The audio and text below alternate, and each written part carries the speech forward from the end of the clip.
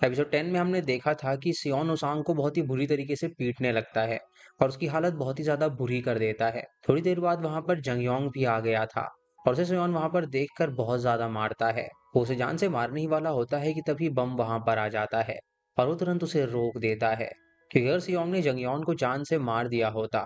इसके बाद बम सियोन को अपने साथ ले जाता है और ये दोनों एक साथ बैठे होते हैं। तभी सियोन बम को कहता है कि मुझे लगता है कि तुम्हारा खून ओसंग ने किया है। उसकी बात सुन के बम ओसांग की बताई हुई सारी बातें उसे बता देता है। ओसंग ने उसे बताया था कि वॉनसॉक ने ही उसकी जान लेने की कोशिश की थी और जब चांदनी को ये बात पता चली तो वो एकदम से यहाँ से चली गई। वो दोनों आपस में बात कर रहे थे कि तभी सियोन के पास चांदनी का कॉल आता है और वो उसे मिलने के लिए बुला रही थी। इसलिए वो दोनों जल्दी से चांदनी से मिलने के लिए चले जाते हैं। जाते ही सियोन चांदनी पर थोड़ा सा गुस्सा करता है, क्योंकि वो उसे बिना आखिरी बार मिले ही वहां से चली गई थी। फिर चांदनी उसे वही फोटो दिखाती है जिसके अंदर वो और उसका भाई वॉनसॉक दोनों एक साथ थे। और ये फोटो उसी दिन की थी जिस दिन बम पर हमला हुआ था और ओसांग ने कहा था कि ये हमला वॉनसॉक ने किया था।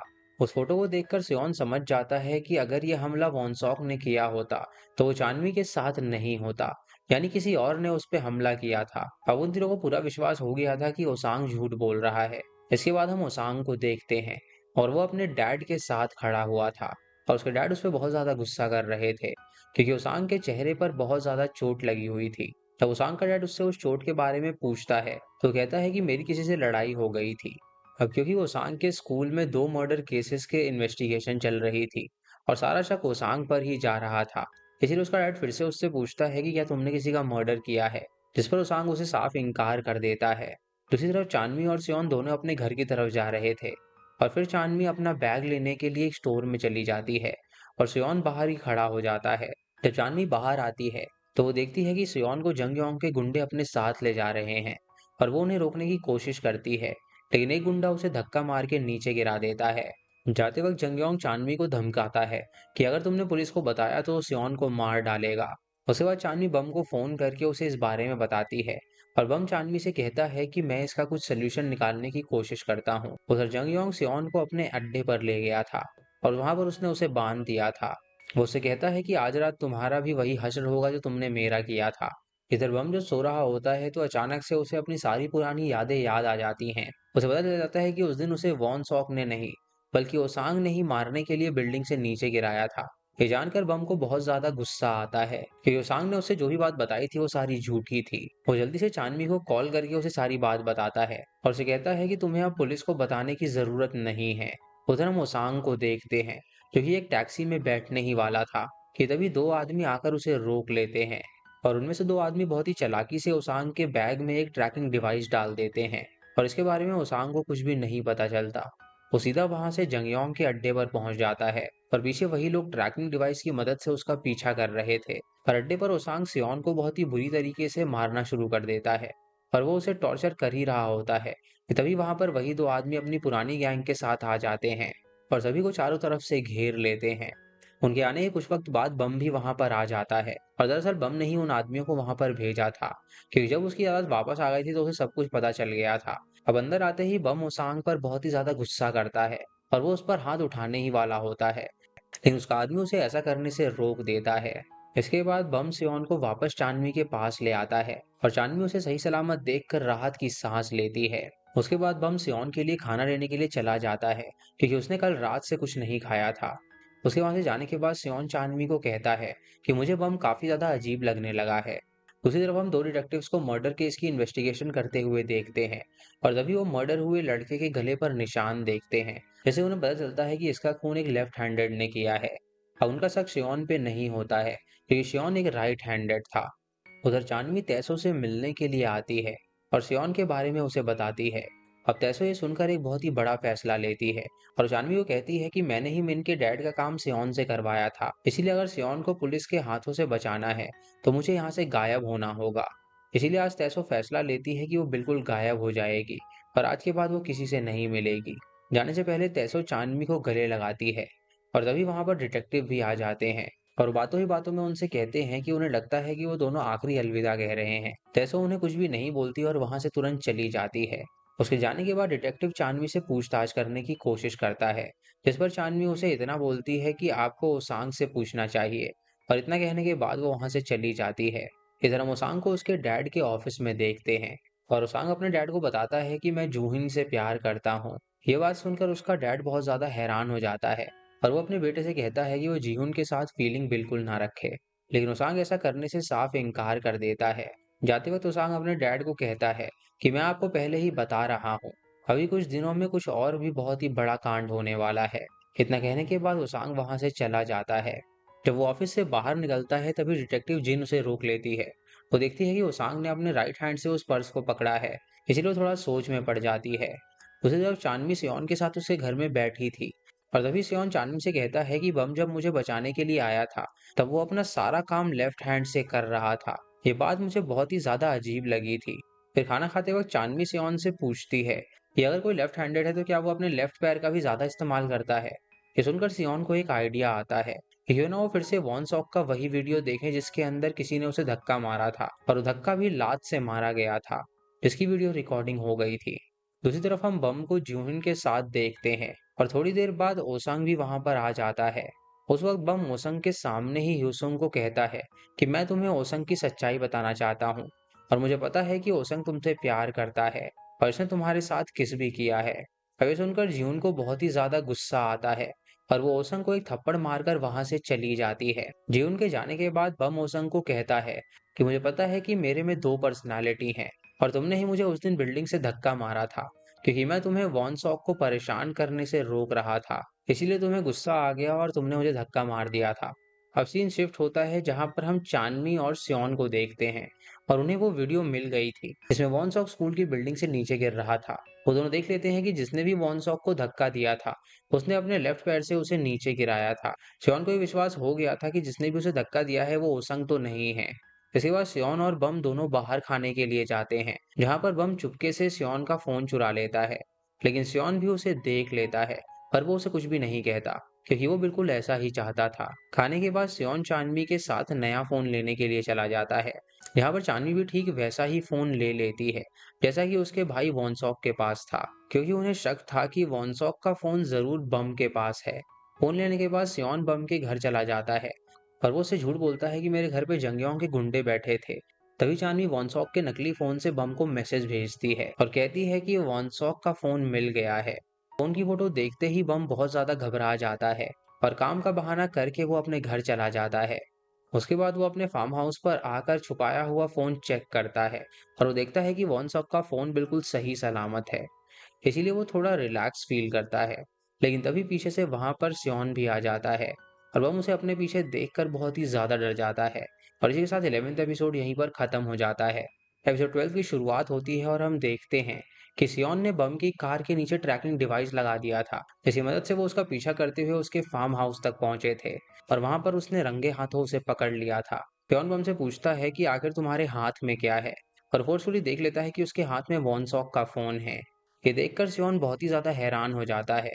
तभी पीछे से ओसंग आता है और वो सियोन के सर पे मारकर उसे बेहोश कर देता है, जिस पर वो कहता है कि मेरे पास इसके अलावा कोई और रास्ता नहीं था। फिर इन्हीं बातों को लेकर दोनों में बहस हो जाती है और तभी ओसंग वहां पर आकर अपने फोन को देख लेता है जो कुछ वक्त पहले चोरी हो गया था। ये देखकर उसे और भी ज्यादा गुस्सा आ जाता है और इस वक्त बम भी चुप नहीं रहता और वो ओसंग से कहता है कि मुझे पता है कि तुम जानबूझकर मेरी पुरानी मेमोरी में झूठी बातें फीड कर रहे थे ताकि इससे तुम बच सको। और थोड़ी देर बाद सियोन को भी होश आ जाता है और वो सीधा चांदनी के पास चला जाता है।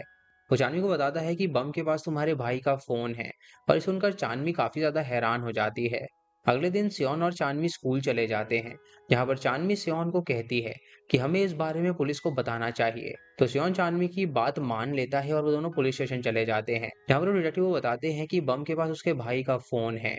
लेकिन डिटेक्टिव आंखें बंद करके उन पर विश्वास नहीं करते क्योंकि विश्वास करने के लिए पक्के सबूत चाहिए थे।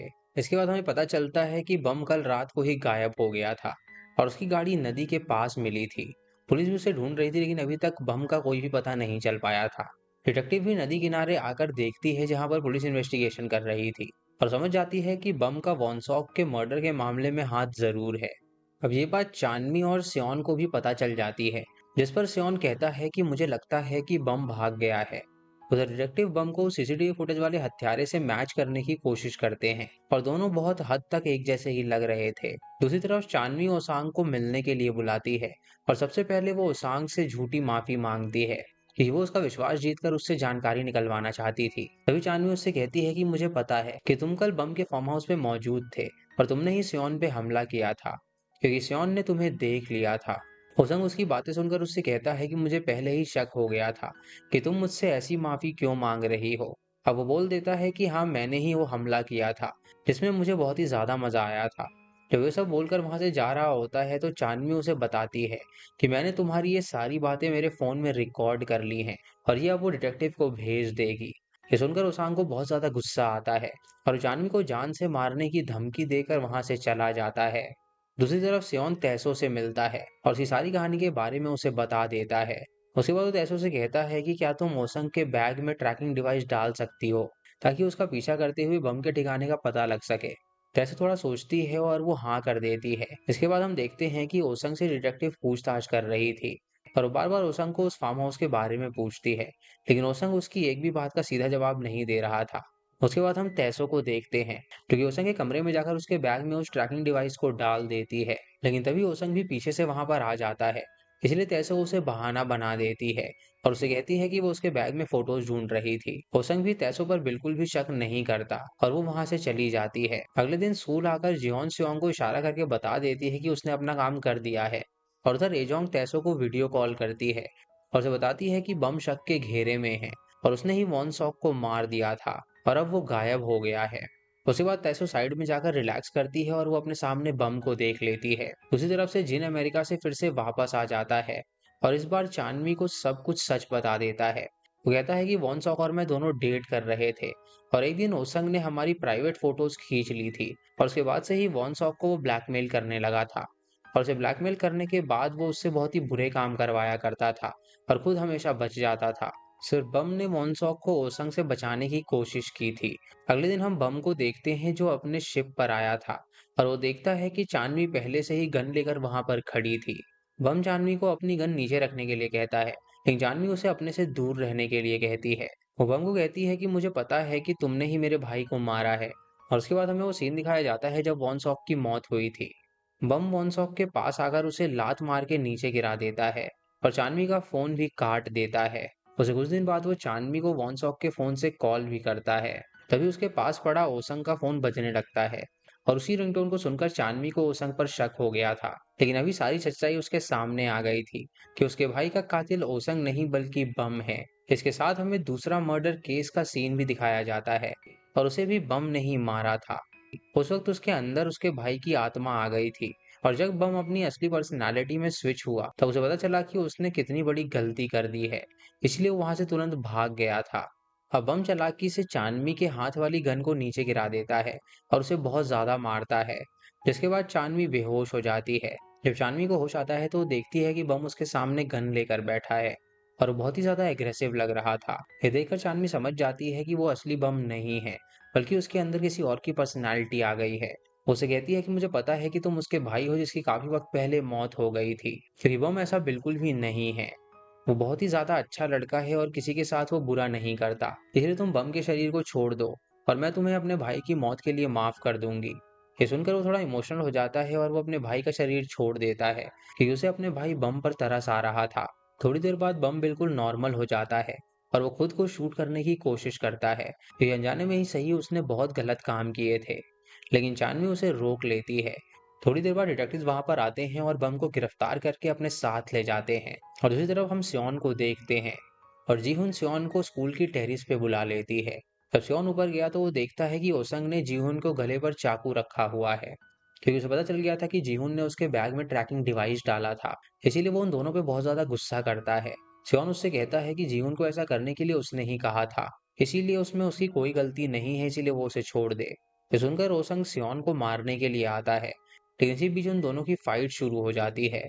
ओसंग जियोन को बहुत ही बुरी तरह मारता है और मारते हुए स्कूल की टेरिस से नीचे गिराने की कोशिश करता है, लेकिन सियोन बहुत ही चालाकी से ओसंग को वहां से नीचे गिरा देता है। तभी सभी बच्चे उसके आसपास इकट्ठे हो जाते हैं और जब वो ऊपर देखता है तो सियोन वहां पर खड़ा था, इसलिए सभी को लगता है कि सियोन ने ओसंग को मारा है। थोड़ी देर बाद एम्बुलेंस वहां पर आती है और ओसंग की बॉडी को वहां से ले जाती है। अब मिन को लग रहा था कि सभी बच्चे उसे किलर समझेंगे, इसीलिए वो सभी बच्चों को मैसेज कर देती है कि एक शोषण करने वाले को मजा चखाया और वो सियोन को अब हीरो समझने लगते हैं। अब स्कूल में बम के बारे में भी पता चल जाता है कि वॉन सॉक को उसने ही मारा था। थोड़ी देर बाद वहां पर दोनों डिटेक्टिव्स आ जाते हैं और बच्चों से पूछताछ करने लगते हैं, जिस पर कोई भी सच्चाई बताने को तैयार ही नहीं था। वो कहते हैं कि उसने आत्महत्या की है। इसके बाद हम सियोन को देखते हैं जिसने स्कूल छोड़ दिया था और स्कूल से जाते वक्त उसे सभी बच्चे आखिरी अलविदा कहते हैं। अब सियोन के साथ चांदवी ने भी स्कूल को छोड़ दिया था क्योंकि उसने अपने भाई के किलर को सलाखों के पीछे डाल दिया था। एंड में हम देखते हैं कि चांदवी और सियोन एक दूसरे का हाथ पकड़ के चलते हुए जा रहे हैं और इसी के साथ सीजन 1 यहीं पर खत्म हो जाता है।